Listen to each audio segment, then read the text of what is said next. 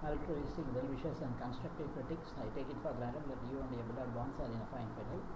It's activist come preacher, Professor S. Suresh, back with the sheer ecstasy for my 78th video on the annual of publication on YouTube today, 11th of September 2020. Topic for discussion today is boosting your self-esteem and benefits that accrue. Self-esteem is an individual's subjective evaluation of their own worth. Self-esteem encompasses beliefs about oneself, as well as emotional states such as triumph, despair, pride, and shame. Smith and Mackey defined by saying the self-concept is what we think about ourselves, about the self.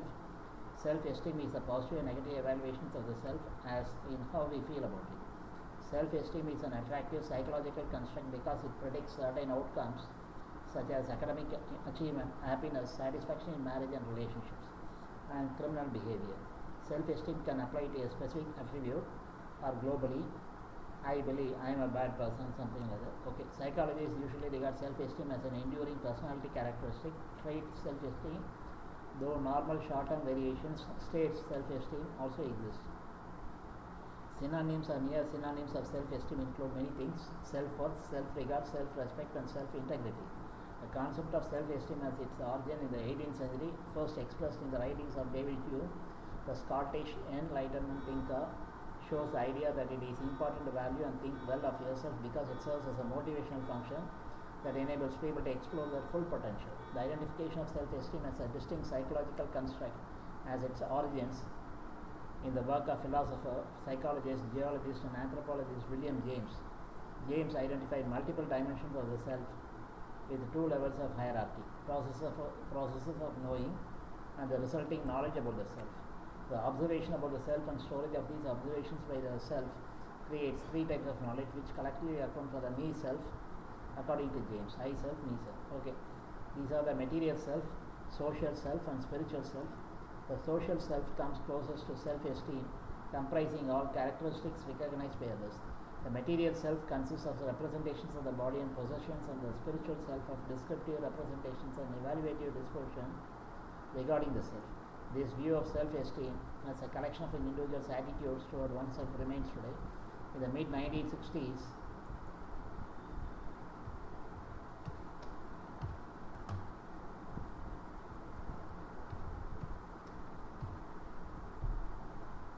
social psychologist Morris Rosenberg defined self-esteem as a feeling of self-worth and developed the Rosenberg Self-Esteem Scale, RSES, which became the most widely used scale to measure self-esteem in the social sciences.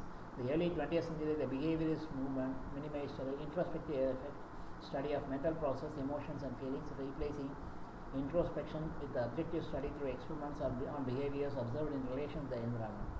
Behaviorism viewed the human being as an animal subject to reinforcements and suggested placing psychology as an experimental science similar to chemistry or biology. As a consequence, clinical trials on self-esteem are overlooked since behaviorists consider the idea less liable to rigorous measurement. In the mid-20th century, the rise of phenomenology and humanistic psychology led to renewed interest in self-esteem. Self-esteem then took a central role in personal self-actualization and the treatment of psychic disorders. Psychologists started to consider the relationship between psychotherapy and the personal satisfaction of persons with high self-esteem as useful to the field. This led to new elements being introduced to the concept of self-esteem, including the reasons why people tend to feel less worthy and why people become discouraged or unable to meet challenges by themselves. In 1992, the political scientist Francis Fukuyama associated self-esteem with what Plato called thymos, the spiritedness part of the Platonic self. As of 1997, the core self-evaluations approach included self-esteem as one of four dimensions that comprise one's fundamental appraisal of oneself, along with the focus of control, neuroticism, and self-efficacy. The concept of core self-evaluations, as first examined by Judge Locke and Durham, has since proven to have the ability to predict job satisfaction and job performance. Self-esteem may be essential to self-evaluation. Self-esteem was believed to be a cultural phenomenon of Western individualistic society, since low self-esteem was not found in collectivist countries such as Japan. Concern about low self-esteem and its many presumed negative consequences led California Assemblyman John Vasconcellos to work to set up and fund the task force on self-esteem and personal and social responsibility in California.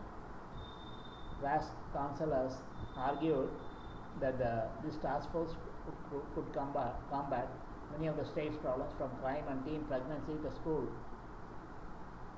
underachievement and pollution. He compared increasing self-esteem is giving out a vaccine for a disease.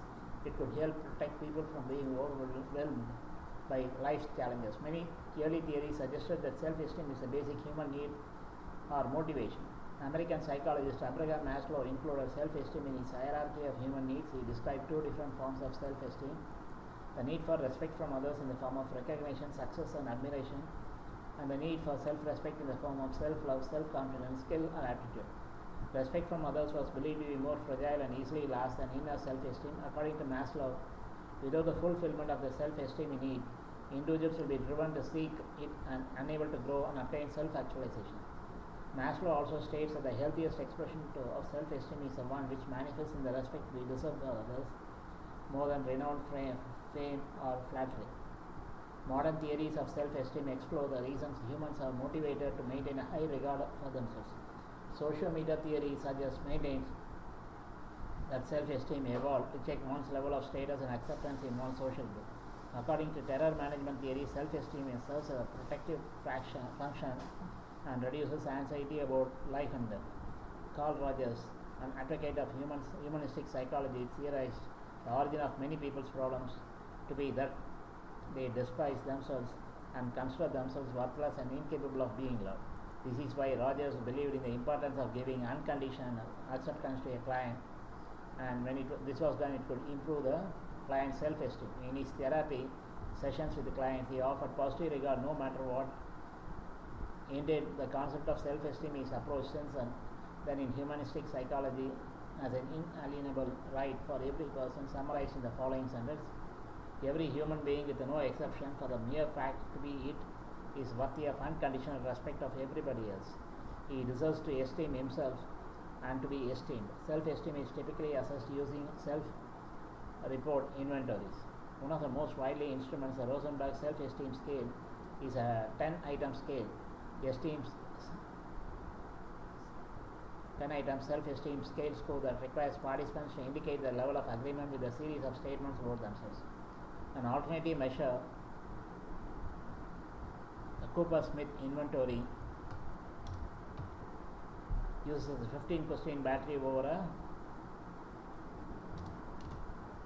variety of topics and asks subjects whether they rate someone as similar to or dissimilar to themselves. If a subject's answers demonstrate solid self-regard, the scale regards them as well-adjusted. If those answers reveal some inner shame, it considers them to be prone to social deviance. Implicit measures of self-esteem began to be used in the 1980s. These rely on indirect measures of cognitive processing thought to be linked to implicit self-esteem, including the name letter task. Such indirect measures are designed to reduce awareness of the process of assessment. When used to assess implicit self-esteem, psychologists feature self-relevant stimuli to the participant and then measure how quickly a person identifies positive and negative stimuli. For example, if a woman was given the self-relevant stimuli of female and mother, psychologists would measure how quickly she identified the negative word evil or the positive word kind. Experiences in a person's life are a major source of how self-esteem develops. In the early years of a child's life, parents have a significant influence of self-esteem and can be considered the main source of positive and negative experiences a child will have. Unconditional love from parents helps a child develop a stable sense of being cared for and respected. These feelings translate into later effects of self-esteem as a child grows older. Students in elementary school who have a high self-esteem tend to have authoritative parents who are caring, supportive adults who set clear standards for the child and allow them to voice their opinion and decision making. Although studies thus far have reported only a correlation of warm, supportive parenting styles, mainly authoritative and permissive, with the children having high self-esteem, these parenting styles could easily be thought of as having some casual effect in self-esteem development. Childhood experiences that contribute to healthy self-esteem include being listened to, being spoken to respectfully, receiving appropriate attention and affection, and having accomplishments recognized and mistakes or failures acknowledged and accepted. Experiences that contribute to low self-esteem include being harshly criticized, being physically, sexually, or emotionally abused, being ignored, ridiculed, or teased, or being expected to be perfect all the time. During school-aged years, academic achievement is a significant contributor to self-esteem development. Consistently achieving success or consistently failing will have a strong effect on students' individual self-esteem. Social experiences are another important contributor to self-esteem. As children go through school, they begin to understand and recognize differences between themselves and their classmates. Using social comparisons, children assess whether they did better or worse than classmates in different activities. These comparisons play an important role in shaping the child's self-esteem and influence the positive and negative feelings they have about themselves. As children go through adolescence, peer influence becomes much more important. Adolescents make appraisals of themselves based on their relationship with close friends. Successful relationships among friends are very important to the development of high self-esteem for children. Social acceptance brings about confidence and produces high self-esteem, whereas rejection from peers and loneliness brings about self-doubts and produces low self-esteem. Adolescence shows an increase in self-esteem that continues to increase in young childhood and middle age. A decrease is seen from middle age to old age, and with varying findings on whether it is a small or large decrease. Reasons for the variability could be because of differences in health, cognitive ability, and socio-economic status in old age. No differences have been found between males and females in the development of self-esteem. Multiple cohort studies show that there is not a difference in the lifespan trajectory of self-esteem between generations due to societal changes such as great inflation in education or the presence of social media. High levels of mastery, low risk-taking, and better health are ways to predict higher self-esteem. In terms of personality, emotionally stable, extroverted, and consciousness individuals experience higher self-esteem. These predictors have shown us that self-esteem has trait-like qualities by remaining stable over time, like personality and intelligence. However, this does not mean it cannot be changed. Hispanic adolescents have a slightly lower self-esteem than their black and white peers, but then slightly higher levels by age 30. African Americans have a sharper increase in self-esteem in adolescence and young childhood compared to whites. However, during old age, they experience more rapid decline in self-esteem. Types of self-esteem are high, firmly believe in certain values and principles, and are ready to defend them even when finding opposition, feeling secure enough to modify them in light of experience, are able to act according to what they think to be the best choice, trusting their own judgment and not feeling guilty when others do not like the choice, do not lose time worrying excessively about what happened in the past, nor about what could happen in the future. They learn from the past and plan for the future, but live in the present intensely, fully trusting their capacity to solve problems, not hesitating after failures and difficulties. They ask others for help when they need it, consider themselves equal in dignity to others rather than inferior or superior, while accepting differences in certain talents, personal prestige, or financial standing. Understand how they are an interesting and valuable person for others, at least for those with whom they have a friendship. Resist manipulation, collaborative with others only if it seems appropriate and convenient. Admit and accept different internal feelings and drives, either positive or negative, revealing those drives to others only when they choose. Are able to enjoy a great variety of activities, are sensitive to feelings and needs of others, respect generally accepted social rules, and claim no right or desire to prosper at others' expense. Can work toward finding solutions and voice discontent without belittling themselves or others when challenges arise. Secure versus defensive. A person can have high self-esteem and hold it confidently, where they do not need reassurance from others to maintain a positive self-view, whereas others with this defensive high self-esteem may still report positive self-evaluations on the Rosenberg scale, as all high self-esteem individuals do. However, the positive self-views are fragile and vulnerable to criticism. Defensive high self-esteem individuals internalize subconscious self-doubts and insecurities, causing them to react very negatively to any criticism they may receive. There is need for constant positive feedback from others for these individuals to maintain the feelings of self-worth. The necessity of repeated praise can be associated with the boastful, arrogant behavior or sometimes even aggressive and hostile feelings toward anyone who questions the individual self-worth. An example of threatened egotism. Implicit, explicit narcissism and threatened egotism. Implicit self-esteem refers to a person's disposition to evaluate themselves positively and negatively in a spontaneous, automatic or unconscious manner. It contrasts with this explicit self-esteem, which entails more conscious and reflective self-evaluation. Both explicit self-esteem and implicit self-esteem are subtypes of self-esteem proper. Narcissism is a disposition people may have that represents an excessive love for oneself. It is characterized by an inflated view of self-worth. Individuals who score high on narcissism measures, Robert Raskin's 40-item true or false test, would likely select true to such statements as, "If I rule the world, it would be a much better place." There is only a moderate correlation between narcissism and self-esteem. That is to say that an individual can have high self-esteem but low narcissism, or can be conceited. Obnoxious person and score high self-esteem and high narcissism. Threatened egotism is characterized as a response to a criticism that threatens the ego of narcissists. They often react in a hostile and aggressive manner. Low self-esteem. Low self-esteem can result from various factors, including genetic factors, physical appearance or weight, mental health issues, socio-economic status, significant emotional experiences, social stigma, peer pressure or bullying.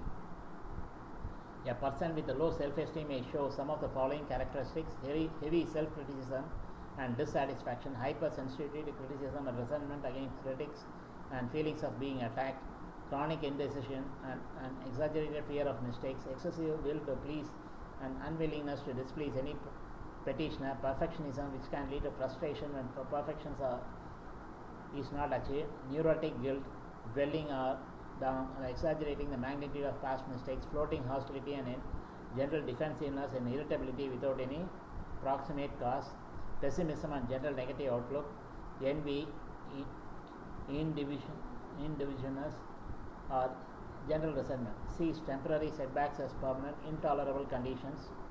Individuals with low self-esteem tend to be critical of themselves. Some depend on the approval and praise of others when evaluating self-worth. Others may measure their likability in terms of successes. Others will accept themselves if they succeeded but will not if they fail.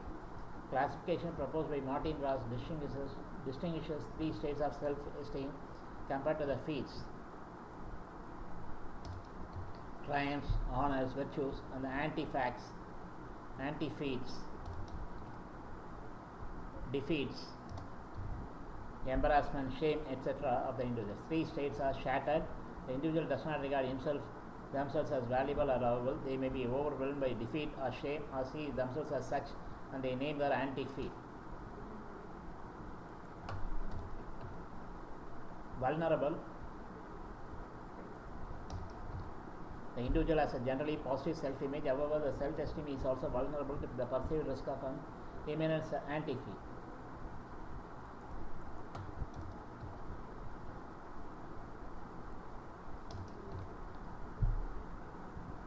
Consequently, they are often nervous and regularly use defensive mechanisms. A typical protection mechanism of those with vulnerable self-esteem may consist in avoiding decision making. Strong. People with strong self-esteem have a positive self-image and enough strength so that anti-feats do not subdue their self-esteem. They have less fear of anti-feats.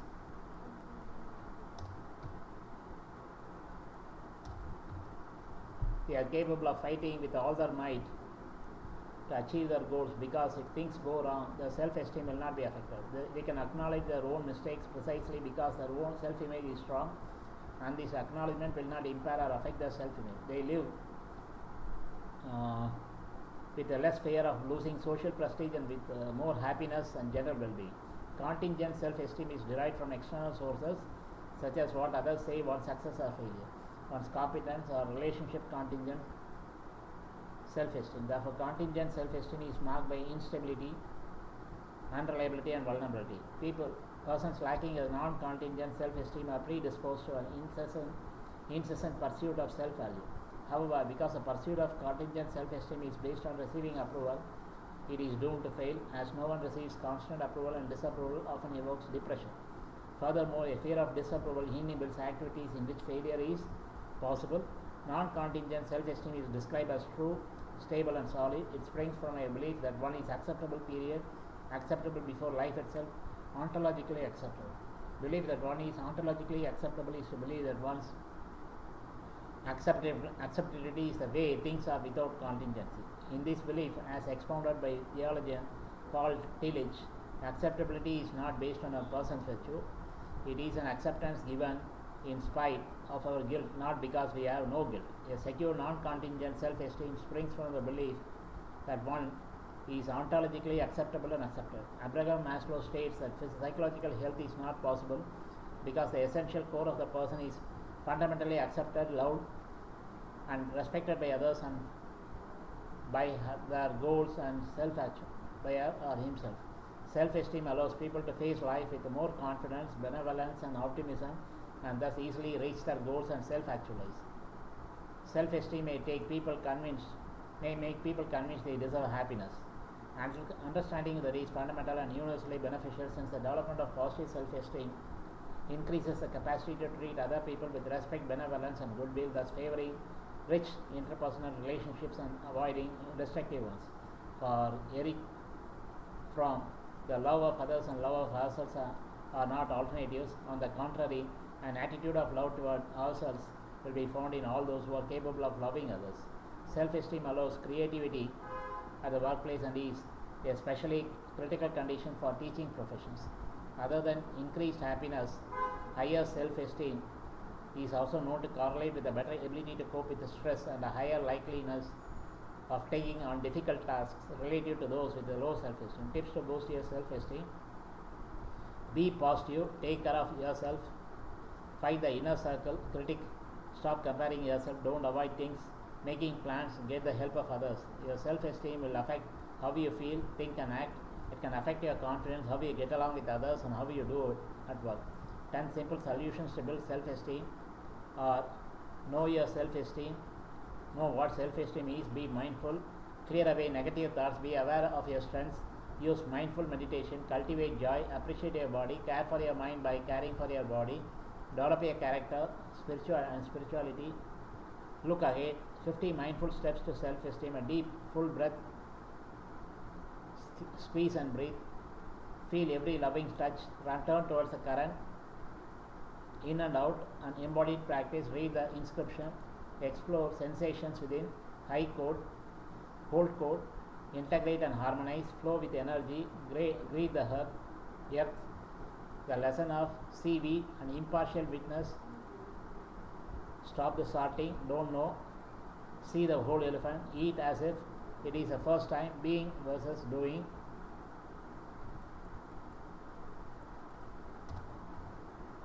release the grip, spin the wheel of paradox, let go of attachment, catch a monkey, stop after the first arrow, pain times resistance equals suffering, turn to look, get to know it, no blame, the unfolding process, the Buddha within, spaciousness, the forces of Mara, explore the container, a place of balance, interweave, tend and befriend, plant your garden, well-wishing, send and receive, what am I ignoring, count your blessings, delight for others, taste the elixir, an antidote, claim your emotional baggage, listen, just listen, speak with compassion, practice non-harming, write your job description, life is the practice. High self-esteem increases initiative in the sense of acting on one's own. High self-esteem gives people confidence in their own views and in the ability to do what is right and appropriate. They are more willing people than people with low self-esteem to reject advice in favor of following their own views, to speak up, to criticize the group, to initiate interpersonal interactions, to experiment with sex and drugs, to initiate aggression, and to respond proactively to initial failures either by trying again harder or by switching to a different line of endeavor that seems more promising. High self-esteem feels good. People with high self-esteem are happier than others, and raising self-esteem generally brings positive feelings, and lowering one's self-esteem is typically unpleasant. Relationships with depression and stress are complex, and the data did not yield fully consistent or simple answers, but whenever differences were found, they favored people with high self-esteem.